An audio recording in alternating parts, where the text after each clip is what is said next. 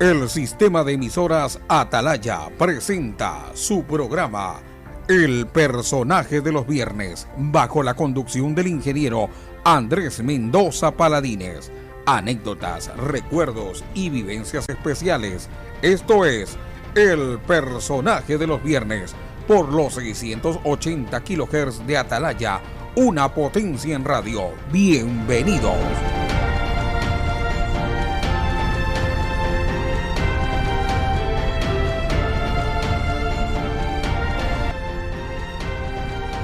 ¿Qué tal, amigos del Personaje del Viernes? Hoy la segunda parte del muy comentado programa con Jaime Durán Barba, quien estuvo con nosotros la semana pasada en una entrevista realmente estupenda, deliciosa charla, anécdotas increíbles. Nos han escrito desde diferentes lugares del país, del mundo, quienes lo han visto.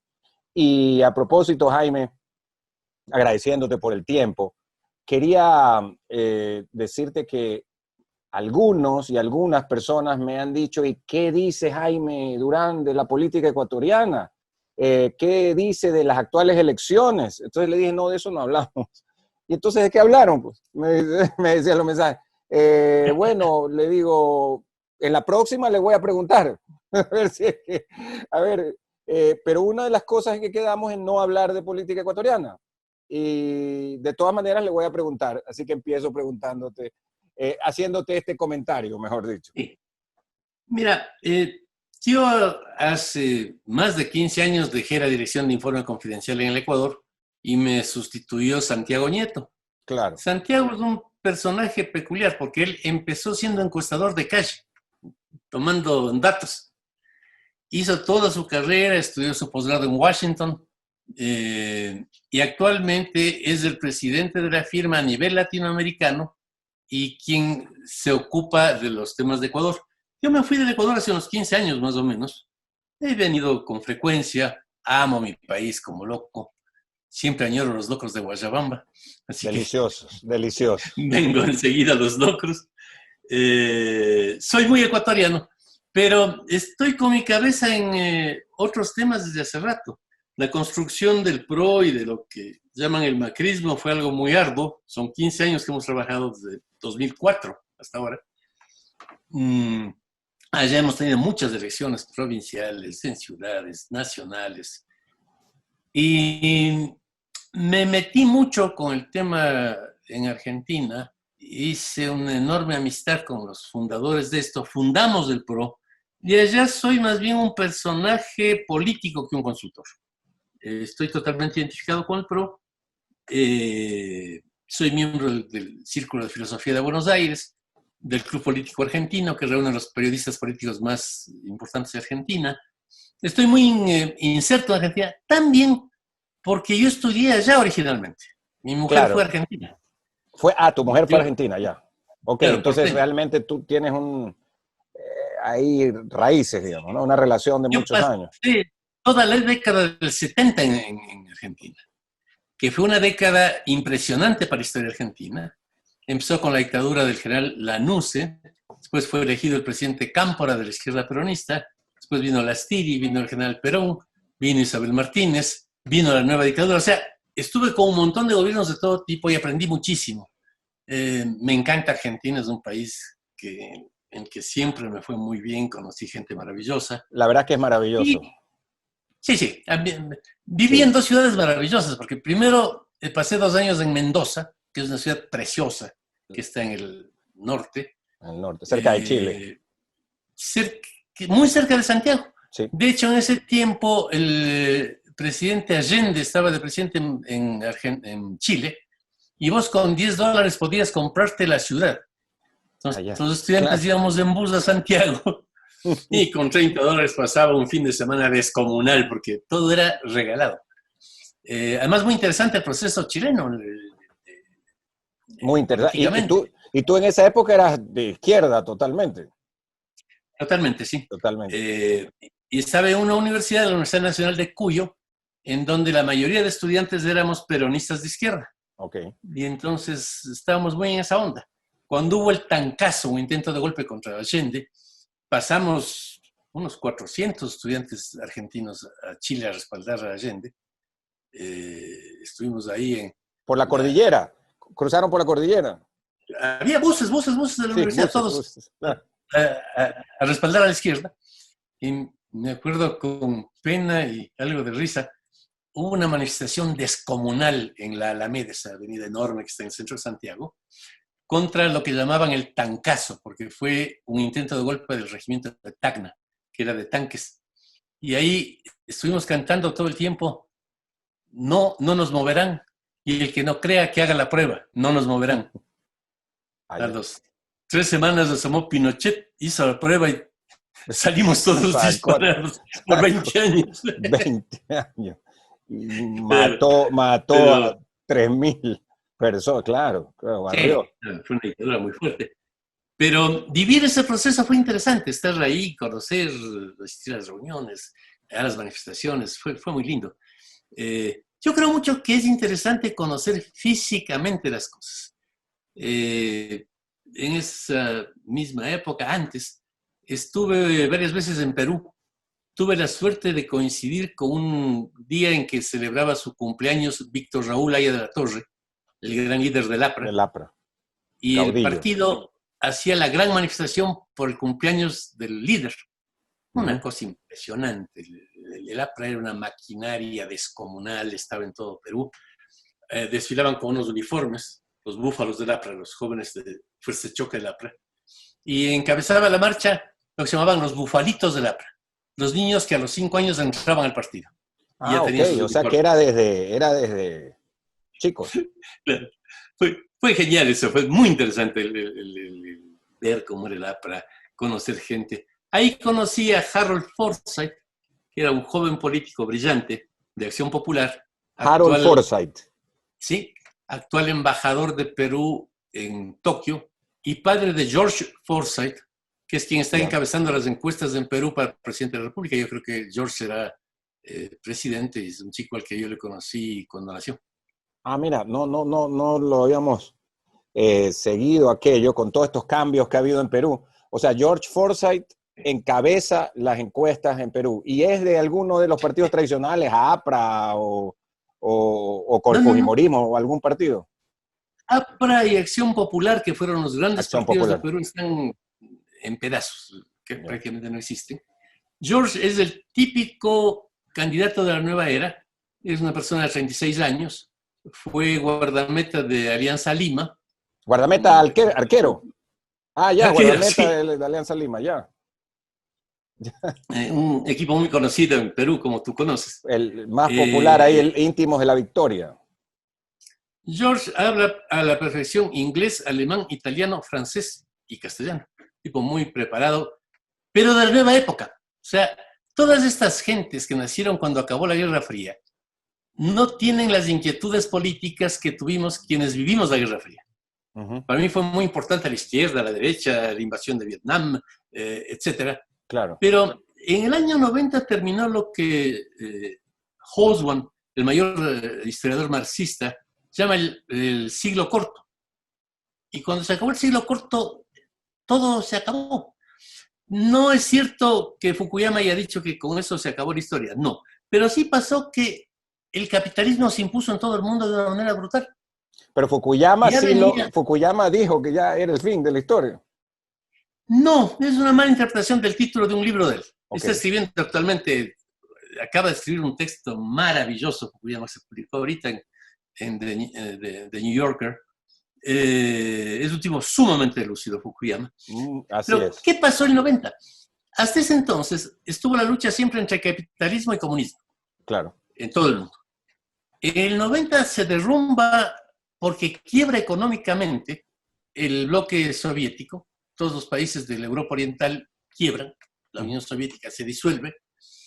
Y China ya venía caminando hacia el capitalismo desde 1980. Deng Xiaoping dijo no. hecho un régimen en el cual no hay propiedad privada, no hay iniciativa privada, todo es estatal y nos estamos muriendo de hambre todos. Claro. China tenía en ese momento 800 millones de personas en total inanición. Qué Deng barbaridad. Xiaoping dijo, esto no puede seguir funcionando.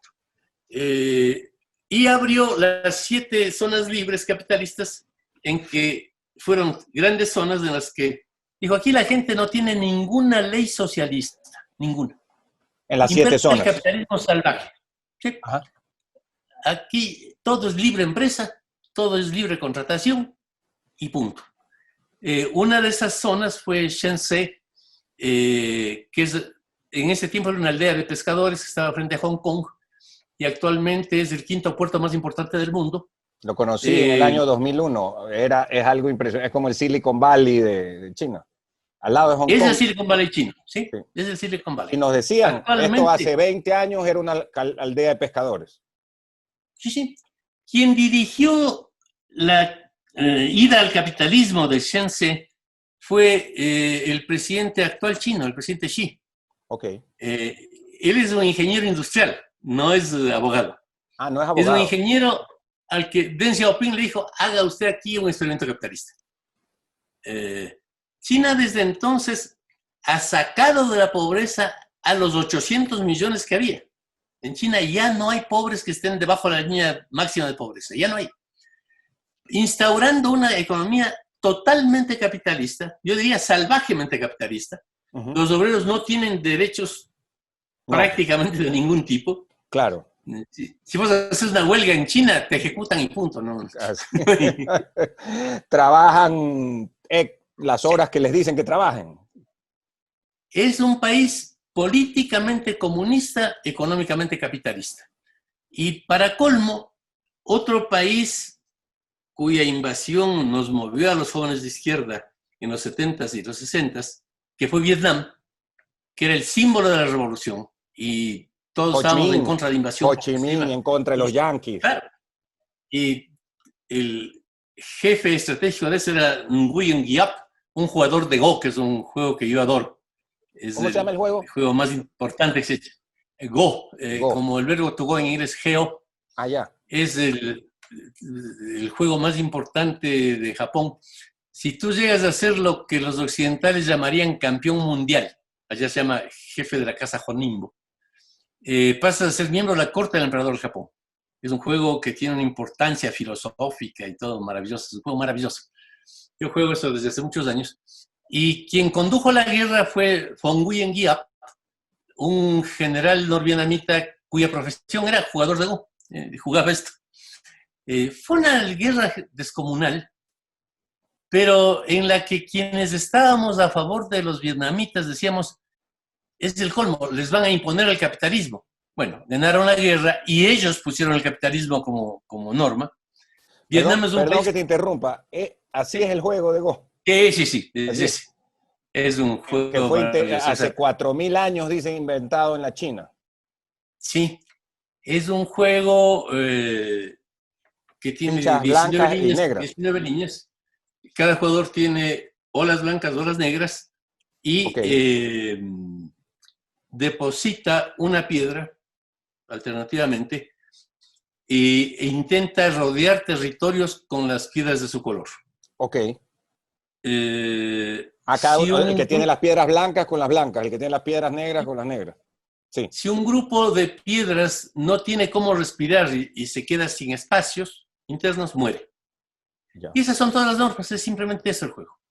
El libro de los Proverbios dice que es un juego cuyas normas se aprenden en 5 minutos, pero nunca es suficiente una encarnación para poder jugarlo bien.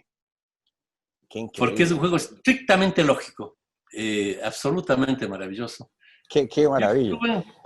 Pero claro, a ver, volviendo al tema de Vietnam, China cambia radicalmente. Completo lo de Go porque es interesante, verás. Sí. Yo estuve en Japón jugando en la sede mundial del Go. Que el Go es una especie de religión también, es una rama del Shinto. Jugué ahí con gente muy solemne, genial. Y al final les caí bien, yo conozco bastante la filosofía taoísta, que es la del Go, etc. Y entonces el monje que dirigía este convento me dijo, le vamos a hacer un regalo. Omitiendo historias, me regaló un Go-Ban original. O sea, un tablero para jugar de los que son reales, digamos. Son una masa de madera con las patitas de dragón abajo, que se supone que están vivos. Se supone que son loas, que son dioses del Shinto. Este es un dios del Shinto. Yo me lo traje de Japón acá y me anticipó el monje que me ayudó a empacar. Me dijo, estos dioses son peligrosos. Si usted les cae mal, le pueden hacer un grave daño. Entonces, nunca haga algo que le haga pensar a él que usted le cree mesa. Se vuelven locos de las iras. Detestan el plástico. Nunca juegue con fichas de plástico en él. Ok. Respeten. Respeten. Ellos son seres muy sedientos, toman agua todo el tiempo. Póngale siempre un platito de agua para que tomen su agua, porque también se enojan si no les da agua. Ahora, si usted quiere que le proteja, tiene que cumplir con un rito. ¿Cuál es ese? Siempre que se bañe, con la toalla que está húmeda y con el olor de su cuerpo, usted le pone encima al tablero. Si haces un día, 2 días, 3 días, por lo menos un mes, ellos no tienen visión, pero tienen olfato. Huelen y se toman el agua. Y se toman el agua con su olor, el olor de su cuerpo. Al cabo de un mes va a entender él que usted es la persona que debe proteger. Y después, no se preocupe, nunca se va a caer un avión, nunca va a tener un problema. El Dios le va a proteger, esté donde esté y haga lo que haga. Para terminar esta anécdota, te pongo al Dios en la pantalla. Eso lo tienes en Quito. A ver, veámoslo. Lo tienes en Quito, ya no. Pensé que podía estar en Buenos Aires. A ver, mientras nos va a enseñar el Dios justamente que tiene que ver con el Go. Es una anécdota fabulosa. Y estábamos leyendo justamente la introducción que hubo del Go en Europa en el siglo pasado, que también se volvió algo popular. Ah, es grande, ¿no? Es grande y pesado. Es una masa de una madera milenaria. Este tablero tiene 1000 años de haber sido confeccionado. 1000 años. Ajá. O sea, lo confeccionaron hace 1000 años. Qué espectacular. Y ahí, es el único que hay en América de este tipo. O sea, pero tienes que jugar sentado en el piso o arrodillado. Sí.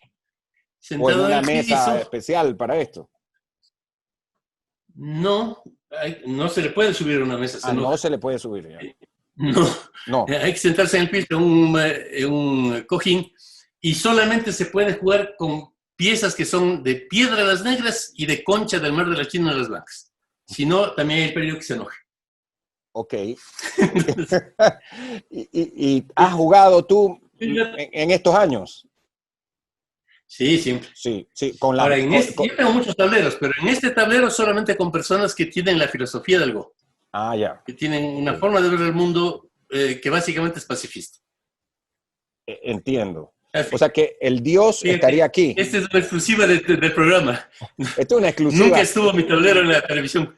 Claro, esto es una exclusiva fabulosa para los amigos del personaje del viernes. Solo una inquietud, Jaime. Esto está dentro del Shinto. Sí. O sea, ¿y qué? Pero el Shinto también cree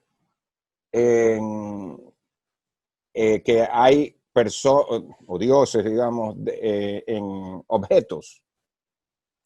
Muchísimos dioses como este. Este es un objeto y es un dios. Ajá. El Shinto tiene muchísimos dioses, es politeísta y es animista. En los objetos es en donde están sus dioses. Es una religión muy antigua que después se mezcló con el budismo Zen. Entonces, los japoneses son shintos, budistas Zen. Una mezcla de las dos cosas. Una mezcla de ambas. Ahora, estamos comentando que tú te asentaste en Argentina, que cambiaron las cosas con gente que nació en el año 80 y pico, en los 90, en Argentina, en Perú nos contabas del candidato que va liderando justamente las encuestas para el mes de abril, y que se derrubaron estos mitos, el tema de China comunista, el tema de Vietnam comunista. Ahora Vietnam es también un gran productor y exporta a todos lados, es algo... Tecnología, algo que en los 70, cuando bombardeaban los norteamericanos a Vietnam, esto no era impensable, pues. Impensable, absolutamente. Estuvieron hace poco 2 colegas míos de la universidad en Vietnam, norteamericanos típicos gringos, y decían, nunca estuve en un país que trate mejor a los norteamericanos. Eres norteamericano, llegan, te abrazan. A ver, tomemos en cuenta que en los 70 Estados Unidos votó en Vietnam más bombas que las que se votaron en toda la Guerra Mundial. Más, de la Segunda Guerra Mundial. Así es. Pero Vietnam dijo, a ver, eso pasó, fue espantoso, fue terrible, ahora veamos cómo construimos el futuro. Claro. Cambiaron la educación. En Vietnam también hay total libertad de empresa, hay enormes empresas privadas, y en definitiva, mira, el progreso viene cuando la gente tiene libertad para crear. Cuando la gente vive en un Estado que es una oficina burocrática en que todos están obligados a hacer lo que el Estado quiere, esos países quiebran. Correcto. Hay que creer en la libertad. Hay que creer en la libertad. Jaime, aquí en Ecuador, por ejemplo, un joven o una joven de 30 años, 35 años, seguramente también no conoce sobre Velasco Ibarra, por decirte, o no conoce sobre lo del tema del protocolo Río de Janeiro, sino referencialmente. No les interesa. Cuando yo era chiquito, en la escuela nos enseñaban que había que matar a los peruanos, que éramos descendientes de Abel, que los peruanos de Caín. Y yo creía también eso. Era un niño que creía esas cosas. Claro. Ahora ningún niño cree eso, ¿no? Están en otra nota. Luego, hay algo central. Actualmente hay un añadido técnico a nuestro cuerpo que es este. Pegado el a teléfono nuestro inteligente cuerpo. Es parte de nuestro cuerpo. Yo tuve la suerte de conocer a Ray Kurzweil, el gran filósofo de la modernización, en la casa de Macri en Buenos Aires. Y él decía, bueno, estamos llegando a la singularidad, que es la época en que los seres humanos y las máquinas nos vamos a fundir.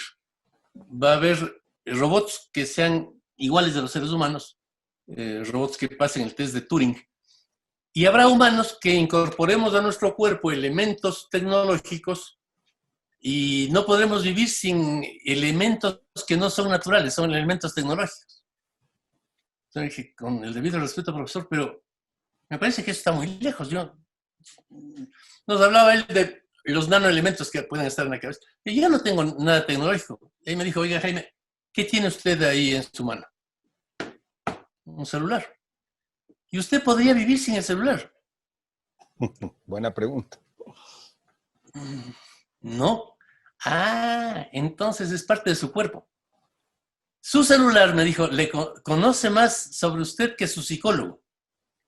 Conoce los datos de sus amigos más que usted mismo. Sabe los teléfonos de todo el mundo. Sabe en dónde usted ha estado.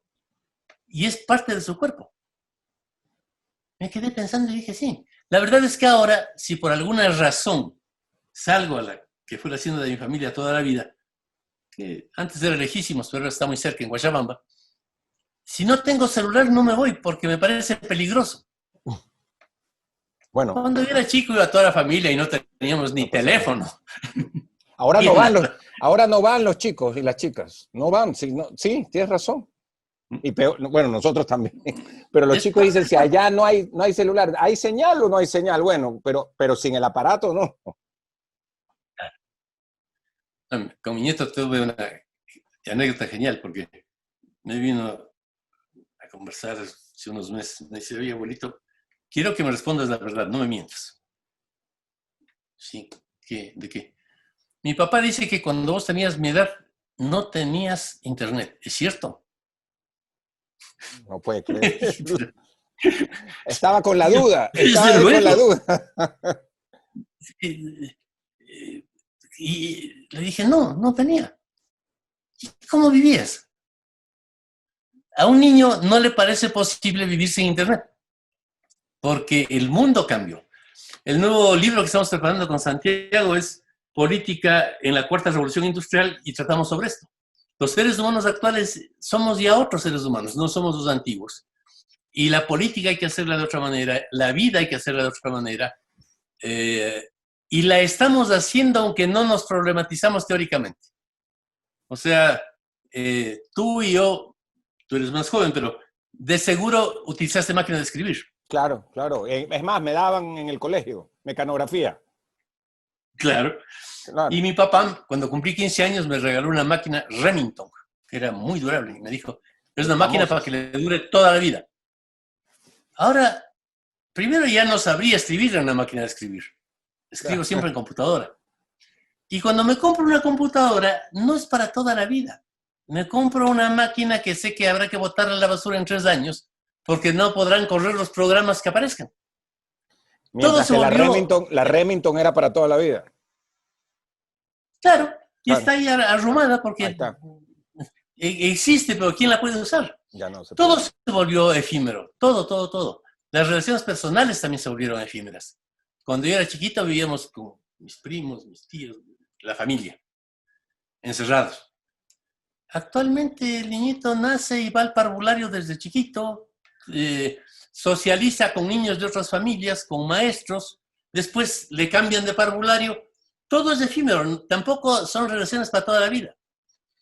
Hace años, cuando yo era pequeño, ser divorciado era un pecado. Nadie estaba divorciado. Era peligrosísimo divorciarse.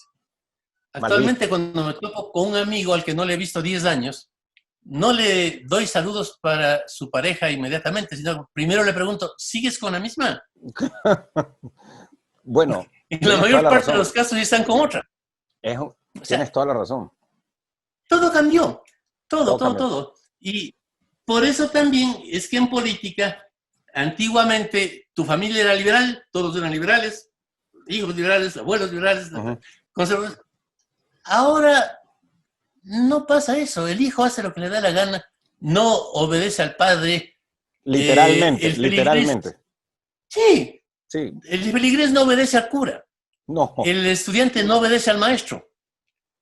¿Sabes qué? Te cuento una anécdota. El otro día mi hija, y ya la he escuchado varias veces, de 12 años, me dice que qué pasa que la profesora le escribe en las tardes por WhatsApp a ellas y sus compañeras y que por qué les escribe los fines de semana y que ya les han dicho que respete los horarios que tienen de tarde y los fines de semana, que no pueden escribirles, que ellas no, que ¿por qué? Todo el mundo se hizo independiente. Sí. Todo el mundo. Y no es, yo no creo, mira, yo viví una infancia maravillosa con una familia feudal como era la mía acá en Ecuador. Y vivo muy feliz con el entorno que tengo ahora, pero yo vivía una sociedad vertical y ahora vivimos en una sociedad horizontal. Los hijos se tratan de igual a igual con los padres y quieren que les respeten sus puntos de vista y demás. Algún momento en que reprendí a mi nieto, no hagas esto a mí. ¿Qué te pasa, abuelito? Los niños tenemos derechos, me dijo. Chica, mira tú. Yo les llegaba a decir eso a mi padre, salía por la ventana y me daba cuenta que los niños no teníamos derechos en ese tiempo. en ese preciso momento. Creo que si no se nos ocurría. A ver, no se nos ocurría. No se me hubiera ocurrido. No, jamás. Jamás. Vamos a la pausa y regresamos. Oye, a propósito de tu familia, antes de ir a la pausa, decir, a propósito de tu familia, y como tú decías, feudal, ha caído también espectacular esa historia de Lachos, de los escarabajos blancos. Ha sido espectacular. Eso me han pedido hartas personas, hasta hicimos un pequeño fragmento sobre el tema de los cachos. Es una anécdota extraordinaria. Ya regresamos en un momento. Pasaban en el pasado. Así es. Ya volvemos enseguida en el personaje del viernes. No se olviden que aquí está la claqueta en YouTube. Aquí nos dice don Gabriel Maurat, que es nuestro productor. El canal de YouTube de Radio Atalaya para que nos sigan, se puedan suscribir y puedan ver. Los que no han visto la primera parte de esta entrevista, la pueden ver y en el YouTube igualmente esta que está transmitiéndose hoy, viernes a las 5:30 de la tarde, el sábado a las 9 de la mañana y el día domingo el reprise a las 7 de la mañana. Ya volvemos inmediatamente. Claro, también están los otros programas anteriores del personaje del viernes. Ya volvemos inmediatamente y continuamos. Perfecto, continuamos con el personaje del viernes una vez que ha sido retirado de la oficina de don Jaime Durán Barba, el dios para hacer el Go y el Shinto. Vamos a continuar. Y yo quería preguntar sobre, tratando de volver al Ecuador, pero no de la política actual, ¿no? La semana pasada tú nos contabas del inicio de Informe Confidencial, cuando en esa elección de Jaime Roldós, que ganó Jaime Roldós, pero que todo el mundo, y que era un hecho que pasaban a la segunda vuelta Raúl Clemente Huerta y Sixto Durán Ballén, mi papá, liberal absolutamente y amigo de Raúl Clemente Huerta y todo, absolutamente, era un hecho, digamos, ellos dos iban a pasar. Cuando es Jaime Roldós con Osvaldo Hurtado, jóvenes que no llegaban a 40 años, presidente y vicepresidente de la República. Jóvenes preparados, gente interesante. Jóvenes muy preparados, exactamente, que vienen de un partido muy populista como CFP, sin embargo ellos con una formación que no era populista en su preparación. Ahora, te pregunto esto porque ha habido algunas ocasiones, de lo que yo que recuerdo aquí en Ecuador, que se dan sorpresas y otras no. Y otras no, dicen no, como por ejemplo en el caso de Sixto Durán Ballén ya era su tercera candidatura, o Rodrigo Borja había sido su tercera candidatura, pero en este caso se da una sorpresa. ¿Cuándo estamos preparados para una sorpresa o cuándo no? ¿Es algo que se puede medir? Cada vez más las sorpresas son frecuentes en el mundo. Okay. Hubo un mundo, el de la segunda revolución industrial, que era ordenado. Había partidos, había instituciones, quien iba a ser presidente era diputado, alcalde, gobernador, después presidente, etc. En los últimos años eso fue cambiando fundamentalmente por la sociedad del Internet. El Internet alteró todo y las instituciones de la democracia representativa se derrumbaron. Lo que ocurre en estudios que hemos hecho en distintos países, con otros consultores también, otros académicos, es que ahora la gente no quiere ser representada. Antes, el ciudadano común tenía el honor de hablar con el doctor Camilo Ponce, o con el doctor Velasco Ibarra, o con el ingeniero Febres Cordero, y obedecía al caudillo. Ahora la gente dice, no, yo hago lo que me da la gana, pienso lo que quiero, no necesito que nadie me mande. Entonces se desmoronó esa sociedad que hacía una política vertical. Ya no hay. Y entonces pueden pasar cosas raras todo el tiempo. De hecho, si uno analiza los presidentes peruanos de las últimas décadas, no hay presidentes de Acción Popular ni de ALPRA. Todos son presidentes de partiditos que asoman para elección. Normalmente el presidente se cae o va preso y desaparece el partido. Como Fujimori, Toledo. Todos. Sí. Alan García, pobrecito, que se suicidó. Son todos. Pero Alan García sí era del APRA. Él era de APRA. A ver, Alan fue el heredero de Víctor Raúl de la Torre, un hombre brillante. Yo lo traté mucho, brillante, inteligente, agradable. Pero rehizo el APRA y ya no fue el APRA de Víctor Raúl. O sea, ese APRA de los bufalitos, los búfalos. La marcha por el cumpleaños de Víctor Raúl duraba unas 8 horas. De gente que pasaba, pasaba en escuadras formados. Impresionante. No, ya con Alan no pasó nada de eso. Él fue un caudillo más bien populista. Tuvo una primera presidencia muy izquierdista en que le hizo pelota al Perú. Lo hizo pedazo al Perú. Después volvió sensato. Caballo loco le decían, ¿no? Tocaba la guitarra, la televisión, se mezclaba con la gente. Ya no era el APRA de Víctor Raúl. Era un partido de tipo populista con un líder muy inteligente y muy agradable, porque creo que García de Perú Y González de España son de los líderes políticos más agradables que yo haya conocido. Tipo así. Felipe González. Claro, Felipe, muy agradable. Pero eso se acabó. Y Acción Popular, pues, voló en pedazos. Fernando Belaúnde Terry fue el gran presidente. Pero no hay. En Ecuador hubo el Partido Social Cristiano, que era un partido que tenía gobernaciones, diputados, tal, llegó a la presidencia. Izquierda Democrática, también. En su momento fue el partido Ballena. Claro, el partido Ballena se llamaba, ¿no? Mayoría total en el Congreso, en todo. Pero eran partidos. Eso ya desapareció, no existe. Ahora hay caudillos. Asomó Correa, que era un dirigente antipartidocracia. Totalmente. Antipartidos. Y no hay ahora ya más dirigentes partidistas. No existe eso. Pero ha pasado en casi todo lado, incluso en México, que es otro país en el que he vivido buena parte de mi vida, que es la democracia presidencialista más antigua del mundo después de Estados Unidos. En México, desde la elección de 1910 hasta ahora, hubo siempre un presidente elegido en la fecha adecuada, que terminó su periodo en la fecha adecuada después de unas elecciones. Nunca hubo reelección, nunca hubo un movimiento militar, ni una interferencia de la Iglesia en la política mexicana. Es una democracia presidencialista muy parecida a la norteamericana, que lleva entonces 110 años, desde la elección del presidente Álvaro Obregón. Entonces, 110 años. Claro, sí. Presidencialista, porque las europeas son obviamente parlamentarias. Sí, hay otro juego ahí. Hay un jefe de Estado que tiene más o menos poder. Pero México no, es presidencialista. Tuvo un partido hegemónico durante 70 años, del PRI. Después, en el año 2000, ganó las elecciones presidenciales Vicente Fox del PAN.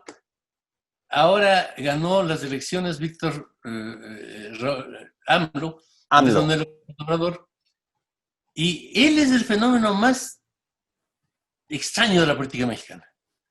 Él fue militante del PRI cuando joven, apoyó a Cuauhtémoc Cárdenas cuando fundó el PRD, fue líder del PRD, candidato del PRD, y en un momento dado se lanzó también contra el PRD. Fundó un movimiento se fue en contra que se llama Movimiento de Renovación Nacional, Morena. Que además tiene ese doble sentido de una mujer morena. Y un triple sentido, que es el de la Virgen Morena. Eso es pensar, la Virgen de Guadalupe, que es la morena. Es la Virgen Morena. Así es. Entonces es un juego ahí de morena y Movimiento de Renovación Nacional. Pero AMLO fue un candidato antipartidos. Les hizo pedazos al PRI, al PAN y al PRD, el partido de él. Cuando había sido del PRI y del PRD. Sí.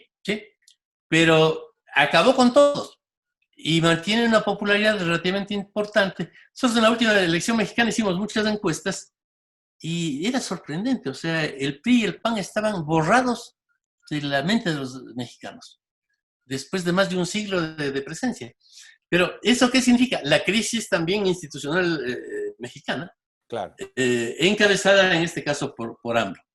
En Venezuela durante años hubo la alternancia Copellana-Adeca, el presidente Copey, AD, hasta que llegó la dictadura. Democracia cristiana y socialdemocracia. Socialdemócrata, estuvo con Copey, el principal líder fue Caldera, un tipo muy valioso, interesante. Pero desde que subió el coronel Chávez tenemos esta sucesión de gobiernos militares, de una dictadura militar cleptocrática dedicada al narcotráfico, una de las cosas más lamentables que hay en América Latina, asesinando estudiantes, asesinando a gente libre, destruyendo completamente la libertad de prensa. Eso es Venezuela. Además, con el mayor éxodo humano que hay en el continente, ¿no? Y uno de los más grandes del mundo. Claro, 4 millones de venezolanos que no son oligarcas perseguidos por la revolución. Son gente pobre que se muere de hambre porque en ese país no hay comida. Eso es una catástrofe. La otra catástrofe es la de Nicaragua. El comandante Ortega, que encabezó la revolución sandinista, está decrépito. Su mujer, Rosario Murillo, es la que gobierna. Y ella oficialmente dice que es bruja. Su profesión es bruja. Oficialmente. Sí, sí. Mira en el internet cualquier foto de ella, cubierta de anillos, de amuletos, cura todo con amatistas. Es una bruja loca que en nombre de Marx gobierna un país. Marx debe estar revolcándose de las iras de la tumba. Totalmente. Una bruja. Eso es como un realismo recontramágico. Sí, si algo era Marx, era racionalista, detestaba toda religión. Y menos la brujería, pues. Menos la brujería. Una señora que con amatistas convoca a miles de personas a las calles para que se abracen y se besen porque la amatista les protege del virus. Bueno. No, pues da ganas de... un manicomio y convocar elecciones. Así es. Ahora, en el caso de Venezuela, a propósito, recién hubo disque elecciones el fin de semana, y se fueron y se reunieron como en una cofradía todos los que han tenido esa afición por el chavismo, madurismo, y que además han sido financiados por aquello, ¿no? Y da risa que pueda haber veedores electorales en Venezuela, pues, ¿no? Porque unas elecciones que son de chiste, pues. Un gobierno en el que 9 ministros son militares, pero todas las empresas del Estado que controlan el petróleo, los minerales, la pesca, toda la riqueza de Venezuela está en manos de militares en servicio activo.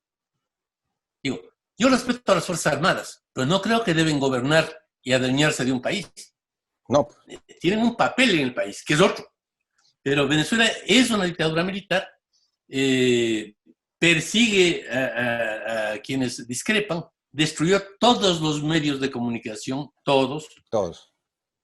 Destruyó la producción venezolana. Se mueren de hambre porque el loco de Chávez lo que hizo fue destruir a la empresa privada y no hay ahora quien pueda producir pollos. No hay ahora quien pueda producir nada. Porque destruyó la empresa privada.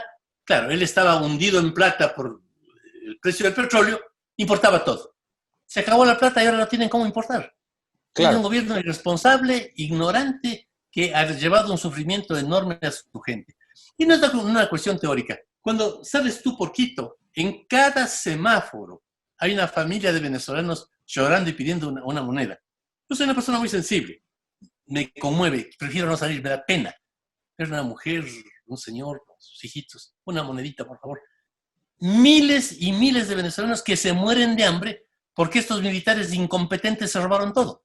Y muchos de ellos ¿Cómo alguien racional puede respaldar? Muchos de ellos profesionales, Jaime, que han venido, como tú dices, en familias a peregrinar y a mendigar acá, en las calles. En Argentina recibimos a 150,000 profesionales, buenos profesionales, gente buena. Sí. Que huía desesperada porque no tenía con qué comer. Nosotros somos 3 socios los que manejamos todo informe. Santiago Nieto, Roberto Zapata y yo. Roberto es un español que vivía en Venezuela. Ajá. Durante años, en México, en Argentina, en Brasil, ha venido Roberto a trabajar. Y era genial porque cuando volvía para Venezuela, llevaba contrabando. Íbamos al supermercado a comprar arroz, papel higiénico, harina, leche en polvo porque tenía unos nietecitos y no había leche en Venezuela. Entonces llevaba 2 maletas de lo que compras cuando vas al supermercado, porque nada había en Venezuela. Pobre señor contrabandeaba comida. Qué bestia, qué doloroso. Uno dice, ¿cómo puede pasar eso en un país que era el 4º país más rico de América? Una especie, guardando las distancias, de Schindler de esta época, que tenía que llevarles comida y sacar gente, ¿no? O sea, para tratar de ayudar. Todas las historias. Y también medicinas, porque en Venezuela fue tal la quiebra que, por ejemplo, yo soy diabético y tomo glucofaje. No había glucofaje en Venezuela. Entonces Roberto también contrabandeaba medicinas indispensables para sus amigos que no las podían conseguir. Claro, para distribuir, no hacía ningún negocio de una bondad enorme. Pero un país que no puede comprar pastillas para diabetes, que no puede conseguir comidita para la gente, leche para los niños. Leche, así es. ¿Qué es eso? No Eso es es una país. revolución. No es Es algo que yo no lo deseo para mi país jamás. jamás. Estamos en el personaje del viernes con Jaime Durán Barba, conocido consultor político y también es militante en el caso de Argentina, de lo que vamos a seguir conversando aquí en el personaje del viernes. Y a propósito, antes de eso, yo tenía la idea equivocada, y creo que algunos también, de que tú has sido asesor en México de candidatos tipo de derecha, del PAN. No, nunca. Y nos dijiste que no, que jamás, ¿no? Más bien ha sido con gente de izquierda, ¿no? Sí, sí, sí. En la izquierda mexicana hay gente brillante y excelente y he trabajado con ellos. En el Yo caso no de Peña tengo... Nieto, ¿lo ayudaste en alguna asesoría? Porque leí algo, que al final del mandato te habían pedido que lo ayudes. Nuestro grupo hace un trabajo que se llama diagnóstico. Lo hemos hecho en muchos países. Un presidente siente que su gobierno está tambaleándose, nos contrata. Vamos, se hace una encuesta a fondo, que la orquesta Santiago Nieto. Cuando es posible, Roberto Zapata va y hace los focus. Y hacemos un diagnóstico que significa, ¿qué está pasando en este país? ¿Cuáles son los problemas? ¿Puede o no recuperarse el presidente? ¿Qué puede hacer? Tal. ¿Qué puede hacer las próximas elecciones? O también puede ser un diagnóstico de un candidato que está haciendo su campaña y quiere saber qué le pasa. Solo decimos siempre, a ver, nosotros tenemos una sola norma que es sagrada, que es la verdad. Nunca te vamos a decir algo para que te pasen los nervios. Te vamos a decir la verdad. Si las cosas están muy mal, te vamos a decir que están muy mal, porque nuestra profesión es esa. En el caso de Peña Nieto, yo lo conocía bien. En México conozco a todo el mundo. Lo conocía bien de antes. Me cae muy bien. Nunca asesoré al PRI. En la última etapa de su gobierno estaba inquieto. Nos pidió hacer un diagnóstico, lo hicimos. Después hicimos otro. Porque para él, como militante del PRI de toda la vida, porque Enrique nació en el PRI, Ok, será un militante. era increíble que le digan las encuestas que el 80% de mexicanos dicen que jamás votarían por un candidato del PRI. Jamás. No le parecía creíble. Hicimos un estudio a fondo, dijimos, sí, es el 82%. Rechazo al PRI. Rechazo total.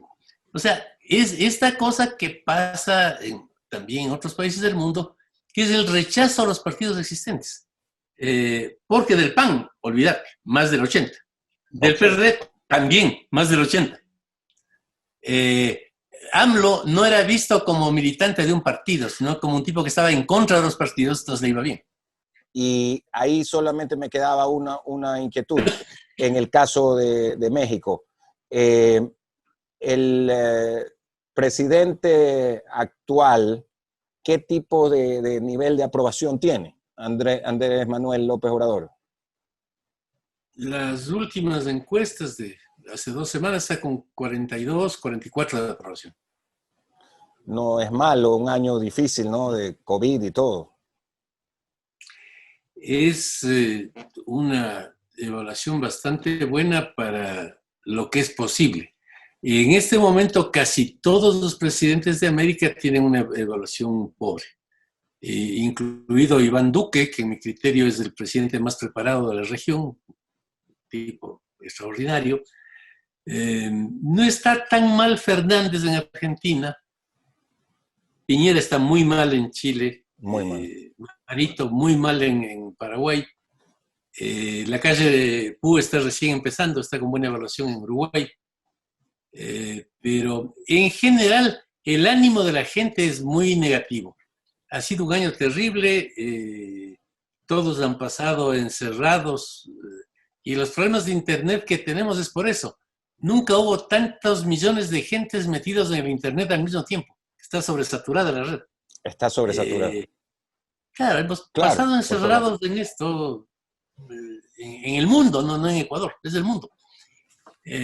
Y la cuarta revolución industrial que ya se estaba instalando se aceleró muchísimo. en este momento todos los avances que hay en robótica, en inteligencia artificial, etcétera, son gigantescos. A mí me apasionó estas últimas 2 semanas el hecho de que pudieran meter en una cajita un haz milimétrico de luz y llevarle en la cajita a otro lado. Porque la luz es un elemento que rompe el tiempo y el espacio. Cuando el Big Bang se produjo hace unos 14.000 millones de años, y la estrella más lejana que vemos está a 11.000 millones de años luz. ¿Qué significa eso? Que la luz que nos llega a este momento salió de esa estrella hace 11.000 millones de años. Esa Claro. luz Hace tiene 11.000. una cantidad de información descomunal, porque en teoría, si lográsemos tener un observatorio que sea más amplio, podríamos ver lo que está pasando en ese mundo hace 11.000 años. Entonces, la luz trae una información que rompe las barreras del tiempo y del espacio. Nunca fue posible pensar que se podía agarrar un pedacito de esa luz y guardarla en un sitio. Han hecho eso ahora con experimentos geniales de física cuántica, y eso va a permitir que la nueva computación, la computación cuántica, entre al servicio nuestro un año más. Existe ya desde hace rato. La computación normal funciona con números 1, 0, 1, 0, 0, 1, 0, 1. La cuántica funciona suponiendo que un número puede ser al mismo tiempo 0 o 1. Al mismo tiempo. Ese tipo de computación, que es 1000 veces más poderosa y más rápida que la computación que nosotros tenemos, va a poder funcionar en la medida en que hayan hecho este experimento de capturar la luz, porque significa una nueva captura de datos. En definitiva, estamos al borde, esto es 5 años más, de que todo esto cambie radicalmente. La inmensa mayoría de profesiones que ahora existen desaparecerán en 5 años. Desaparecerán los choferes de camiones, desaparecerán los taxis, desaparecerán el 60% de los abogados. Ya no necesitarán conductores. No. Ya ahorita hay Tesla, es esta gran empresa que tiene los coches que son automóviles, esto sí. Claro, como automóviles, como los drones que andan solos. Sí, en el futuro será posible que que muchísima gente no tenga coche privado. Eso es lo más probable. Tú sales de tu edificio en este momento, pides por tu teléfono que venga uno de estos automóviles, le dices desde ahí, bueno, y quiero que me lleve a Salinas, a tal dirección. Te subes, te llevas a Salinas a tal dirección y listo.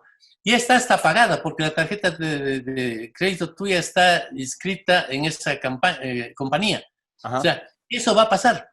Los camiones sin chofer están funcionando en California y Arizona. Se producen en buena parte en Shenzhen, en esta ciudad china que tú has conocido. En Shenzhen.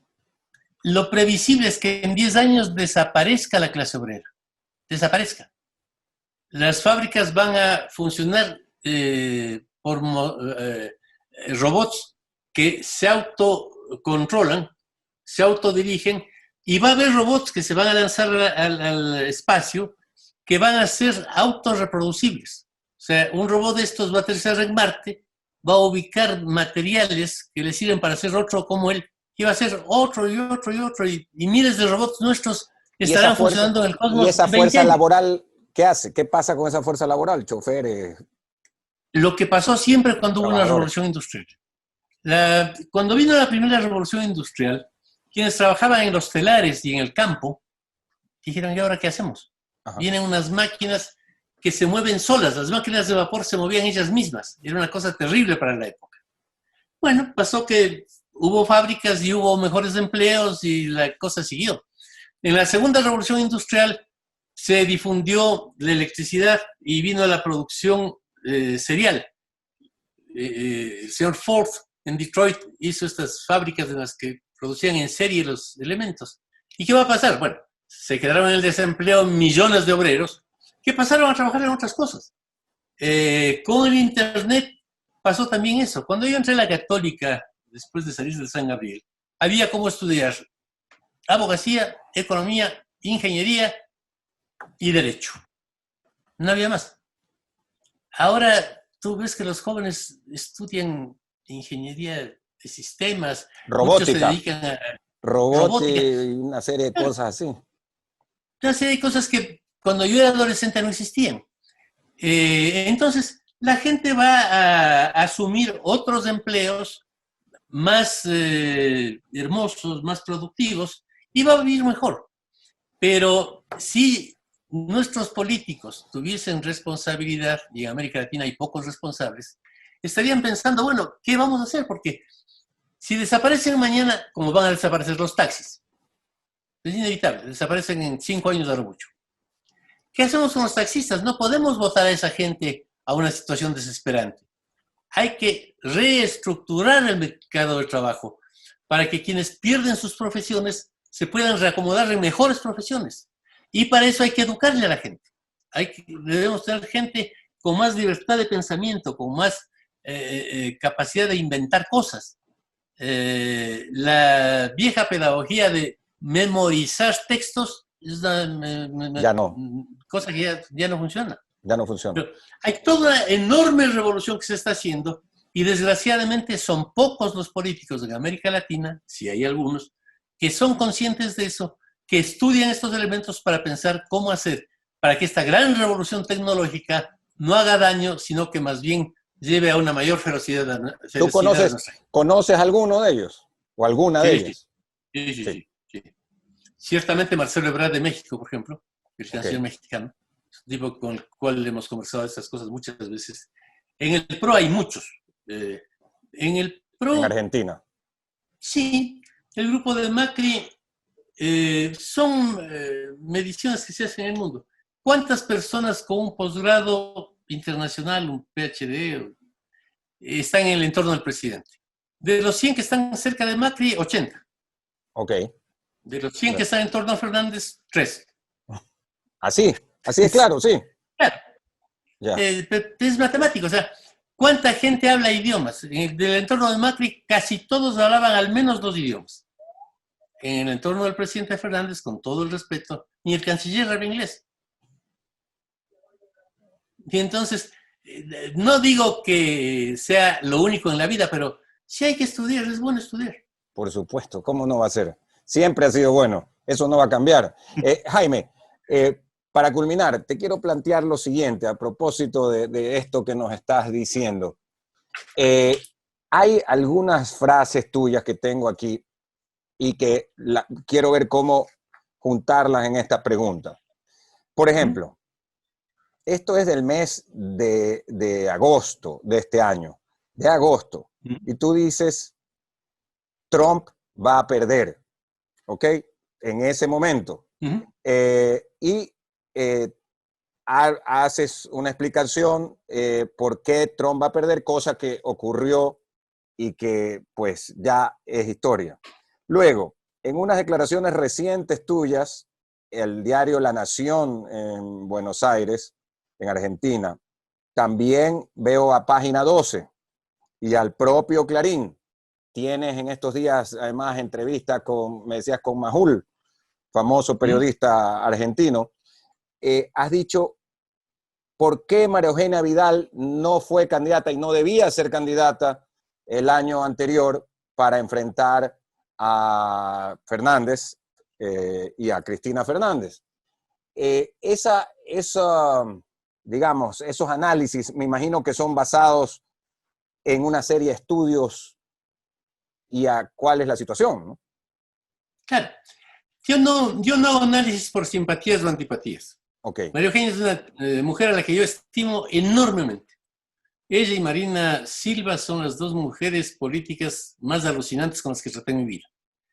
Pero, objetivamente, cuando ocurrió lo que ocurrió, hicimos los estudios y no era mejor candidata que Mauricio.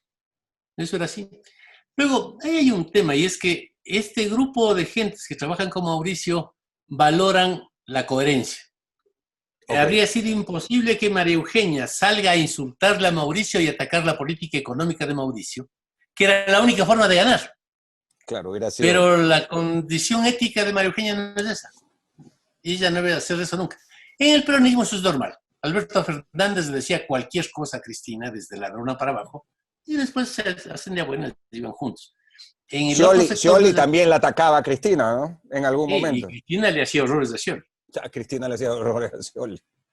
Bueno, el peronismo es un fenómeno único de América Latina. Cuando yo estudiaba en Argentina, estaban dentro del peronismo las 3A, que asesinaban a personas de izquierda, y los montoneros que eran de izquierda asesinados por los otros peronistas.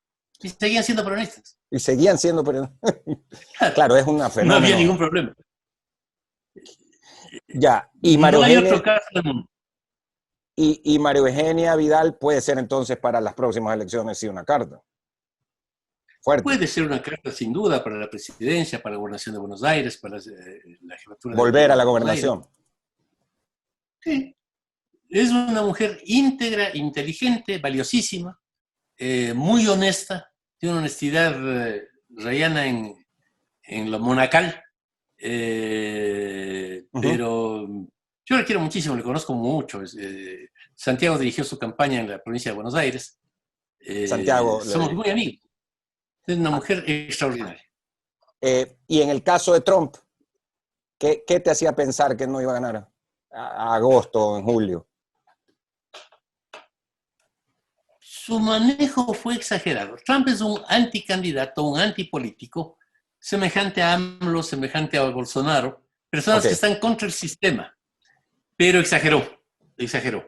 Y cuando empezó a hacer chifladuras con el COVID, yo dije pierde, porque no puedes jugar con la vida de la gente. O sea, puedes jugar con otras cosas, que te cae bien Maduro, no te cae bien Maduro.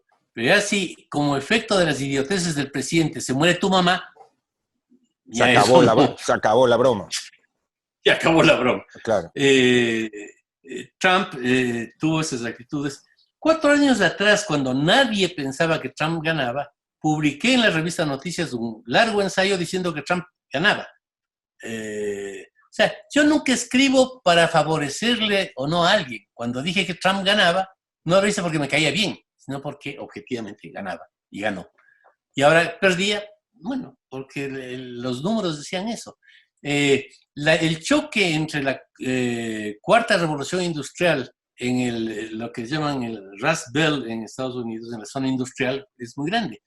La aparición de esta sociedad hiperconectada con robots, con inteligencia artificial y demás, dejó en quiebra las fábricas tradicionales. Y la vieja clase obrera norteamericana, que formaba parte de las unions, de los sindicatos demócratas, que estaban centralmente en Michigan y en los Grandes Lagos, en Detroit, entraron en crisis, porque las fábricas se desmoronaron por efecto de la revolución, de la cuarta revolución, de informática.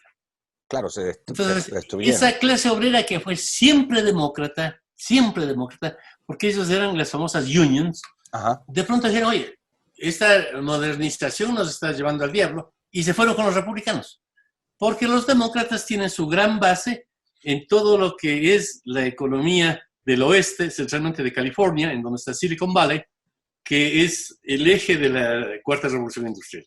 Entonces, hubo eso. La clase obrera se fue con Trump porque el desarrollo tecnológico dejó a sus fábricas obsoletas.